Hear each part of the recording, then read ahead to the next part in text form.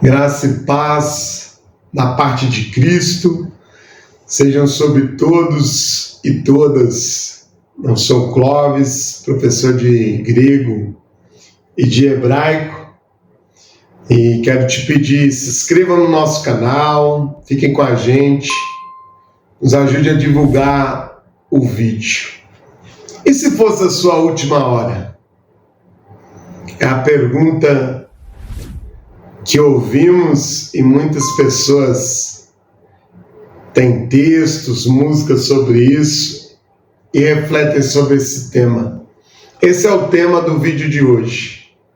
É essa questão. E se fosse a sua última hora? O que você faria? O que deixaria de fazer ou o que começaria a fazer? E quero ler um texto em João, primeira carta de João, capítulo 2, que diz assim: Filhinhos, 2,18: Filhinhos, é chegado a última hora. Ouvistes dizer que o anticristo deve vir, e já vieram muitos anticristos. Daí reconhecemos que é chegada a última hora. Esse texto, claro que João escreve apontando para um sentido teológico de fim dos tempos. Nós sabemos disso. É um texto escatológico. E João afirma nesse texto que já é a última hora. Claro que ele faz essa afirmação nesse sentido mesmo de escatologia, de fim dos tempos mesmo. Falando até que muitos anticristos já vieram e então o anticristo deve vir. Ele faz a afirmação nesse sentido, mas esses dias eu fiquei refletindo nesse versículo, quando ele afirma que a última hora não vai vir. Ele afirma, é esta a última hora. E nós vivemos e debatemos e temos filmes, várias histórias assim. Não, mas o que você faria se você soubesse que é a sua última hora? E alguns dizem, pediria perdão à minha esposa por coisas que eu cometi. Eu chamaria os meus filhos para dizer o quanto os amo. Eu tentaria pelo menos curtir aquele momento, parar de trabalhar naquele momento e curtir aquele instante. Tem também, às vezes surge a pergunta, ou alguém fala assim, não, mas imagina se o médico te desse só mais 3 meses de vida, ou mais 6 meses de vida, o que você faria? E aí nós temos relatos, eu lembro até de uma história de um inglês que teve esse diagnóstico de que morreria em no máximo 6 meses. O que ele fez? Pegou toda a sua fortuna, distribuiu aos pobres, a algumas ONGs que ele admirava, chamou os familiares, se reconciliou com alguns, pediu perdão. Tem essa história. Um dia também li uma história que aconteceu no Brasil, uma história semelhante, e com o mesmo desfecho. A pessoa recebe um diagnóstico e chama toda a família, e aí nesse caso do Brasil, o indivíduo confessou algumas traições, confessou algumas coisas, algumas atitudes ruins que tinha tomado, confessou à família. E qual surpresa dos dois? O diagnóstico não era o deles. havia sido trocado no hospital. E nisso que eu falo que as duas histórias se cruzam e são semelhantes. Porque o homem inglês processou o hospital, processou tentando fazer com que o hospital reavesse o que ele gastou e até mesmo pagasse uma indenização pelos prejuízos que causou à sua vida, porque ele tomou esses choques, se entristeceu. No caso do homem brasileiro que recebeu esse diagnóstico, no caso dele, ele não tinha compartilhado parte dos seus bens com ONGs, com outras pessoas que necessitavam, até porque, segundo o relato, era um homem pobre. Mas mesmo assim, ele tinha contado coisas muito graves para a família. E logo que ele não morreu, ficou aquele clima, aquela mágoa, aquele ressentimento. Porque ele confessou achando que ia morrer, mas para sua surpresa, era o exame trocado e ele continuou vivo e tendo que lidar com todas essas pessoas.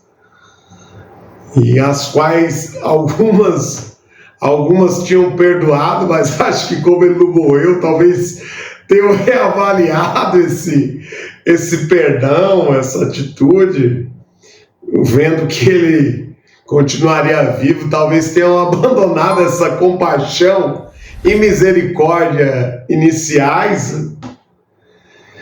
Mas esses dois casos mostram pessoas que mudaram de atitude, sabendo que estavam prestes a partir deste mundo, sabendo que estavam prestes a morrer, que tinha um tempo reduzido de vida aqui nesse mundo.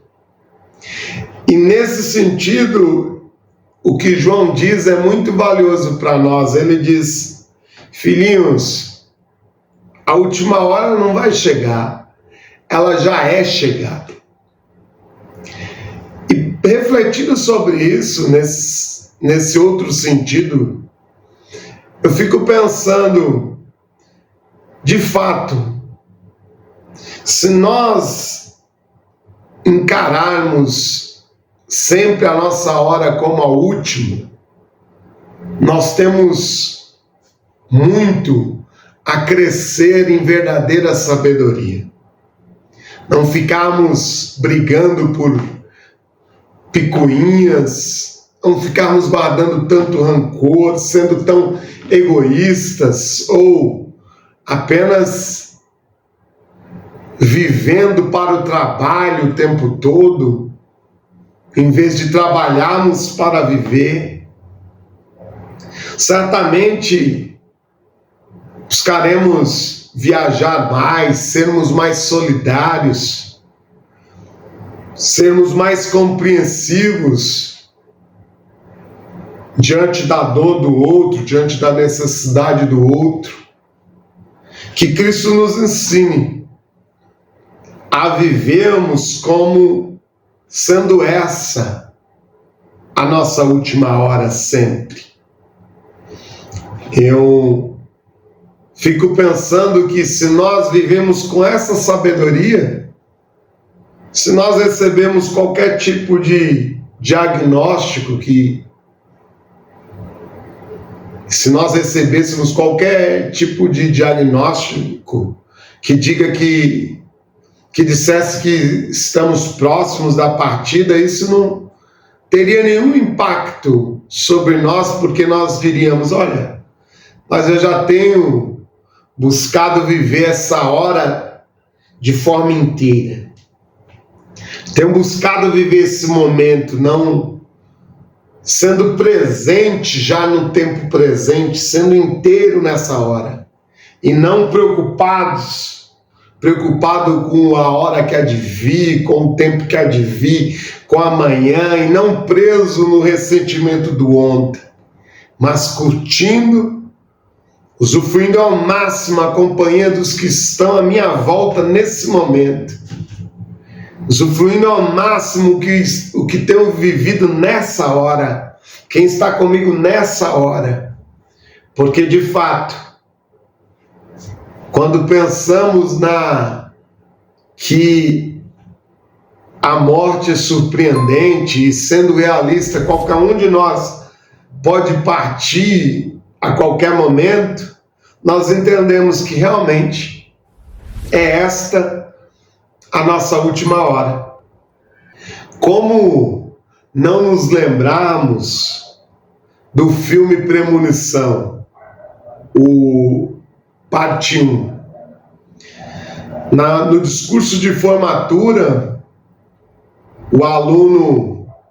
um dos alunos que sobreviveram ao desastre do avião, ele fala: quando começamos um dia, nós nunca pensamos que os eventos desse dia estão conectados com a nossa morte. Nós nunca pensamos que o que vai acontecer nesse dia está ligado ao momento de nossa morte. Porque temos sempre a morte como um evento futuro. Temos sempre a morte como um evento distante. E quando eu penso sobre esse discurso, eu acho esse discurso muito sábio. E automaticamente eu já me lembro de um outro discurso, um discurso ali no filme Ghost, onde o melhor amigo ali do personagem que morre no começo do filme, ele vai tentar se relacionar com a Demi Moore. É lógico que ele usa esse discurso no momento que ele está sendo bem antiético. Ele é um personagem que é um vilão na trama, porque ele tramou o assalto que leva o Patrick Swayze à morte. E aí ele vira amigo da Demi Moore, viúva do Patrick Swayze, mas ele faz um discurso que é bem, tirando esse contexto, é um discurso muito sábio, porque ele fala: olha, mas vamos aproveitar aqui a nossa vida, porque ele, por exemplo, ele não imaginava que ele ia partir, por isso ele não viveu bem o tempo que ele tinha.